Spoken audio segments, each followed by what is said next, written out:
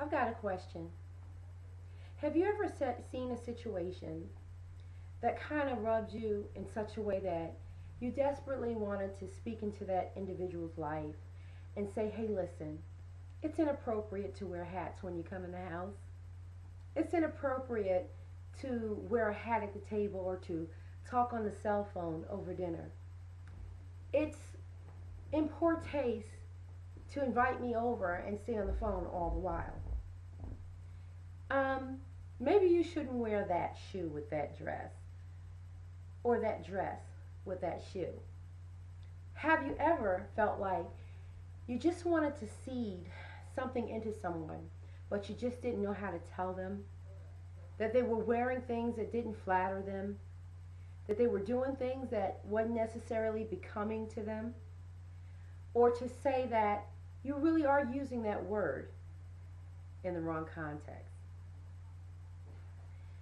You shouldn't use the word no in a sentence, N-O, when you should be using K-N-O-W. Little things like that. But you just don't know how to correct them.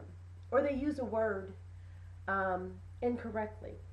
Like maybe I have a friend that says a word wrong repeatedly. But because I understand what they mean, I don't correct them.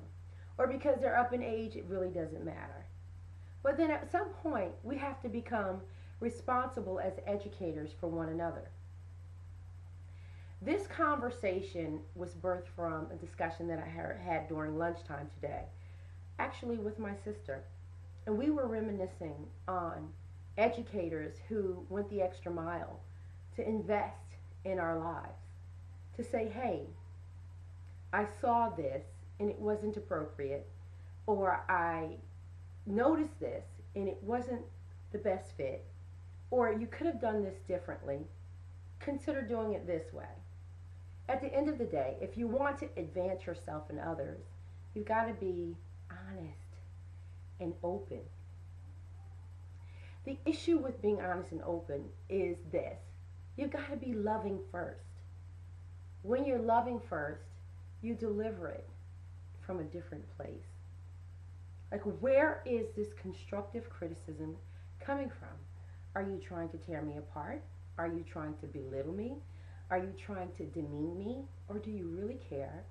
And I know that you care because of our relationship, because of the way that you invest, because of the manner in which you deliver the information. It's already difficult enough to deliver information, statements, questions, or guidance when it's not the best news, when it's negative. Initially, it feels negative. It feels like an attack. But again, dressed and garnered in love will certainly help with delivery process. It's twofold. You've got to be honest in giving the information. Come from a place of love. Pray first to prepare the vessel for whatever it is that you want to give them towards their greater good. And as a receiver, which we all are receivers, we all give and we all receive in life, rather it be information, news, love, a person, place, or a thing. We give of ourselves and we receive from others as well.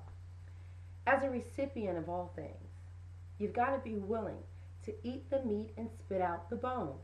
That means it doesn't matter where that person's coming from. Take the information, accept it, and say, okay, does this really apply to my life? And if so, what then can I do with this information that I just received? Well, I'll tell you what you can do with it. You too can be open and honest with yourself. Pray about it. And it doesn't matter the spirit by which it was delivered. You pray for that person as they go forward and for their intentions and for the matters of their own heart. But as for yourself, you'll be that person that's a sponge, that's willing to absorb some things and grow. And that which you don't need, wring it out and keep it moving. You understand what I'm saying? Again, my sister and I were having a discussion earlier today, and she talked about a time in her life when she worked for the public library. And she showed up to work in a bandana. And this woman pulled her aside and says, please see me in my office. And she invested in her life. And she invested by doing this. She said to her, We are no longer in our Aunt Jemima stages. Please do not wear bandanas to work. Now, as for my sister, I knew at the time she was really stylish and she liked to do fashionable things with bandanas and match them with her clothing, etc. But it wasn't acceptable. And I understand that. In the place of business and a professional place, you've got to follow the rules. You've got to abide by them. You've got to come up a little. And you can't be offended because you've been corrected. Correction can be constructive. It becomes destructive when you allow it to destroy you. When you allow it to destroy the relationship or opportunity for greater gain. For if that woman invested the time and concern to share that with her, I'm sure there was more coming. More than just, don't wear this, but how about try it this way? And an eye that is affixed on the way that she's able to absorb and grow. This is how we go forward in life.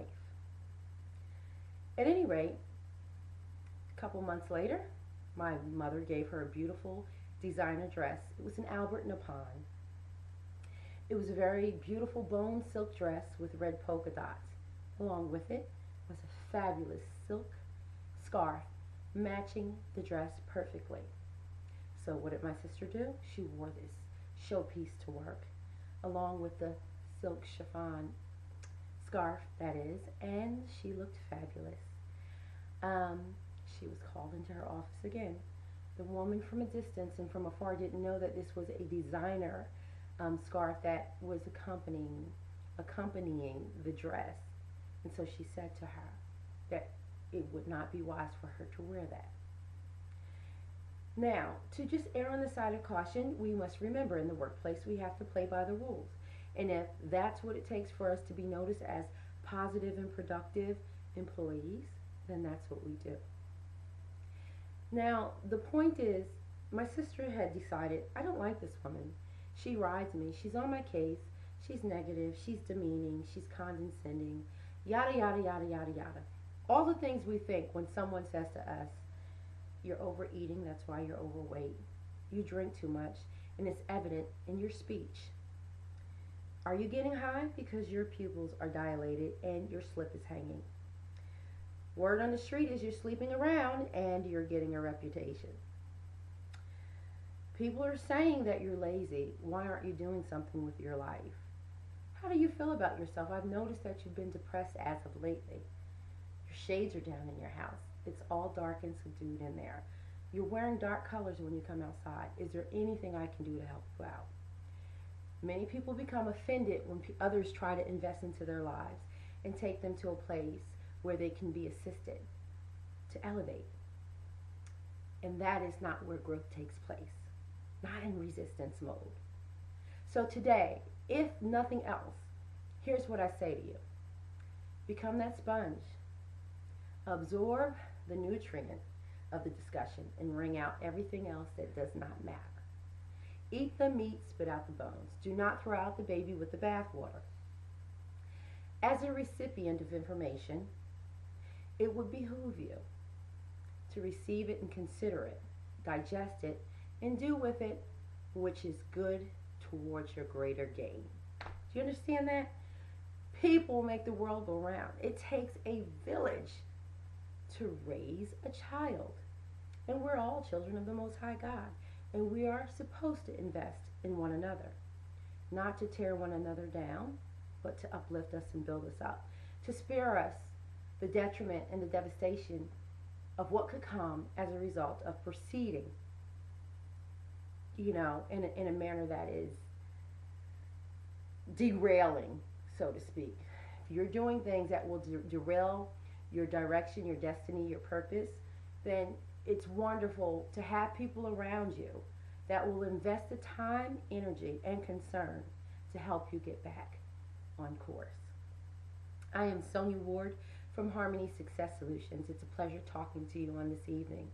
Please visit me at www.harmonysuccess.com, or you can just go to www.sonyaward.com. That's Sonya with a Y. I thank you for stopping by. Please sub my channel. If you like my video, click that like button. I could appreciate that. And share this and other informationals with your friends. If you have not been introduced to the Become One campaign, please visit the website and click on that Become One button and find out what's going on over at Harmony Success Solutions. Okay? I'm here for you, giving you the news you can use. Thanks again. God bless you and have a wonderful, wonderful day. Bye now.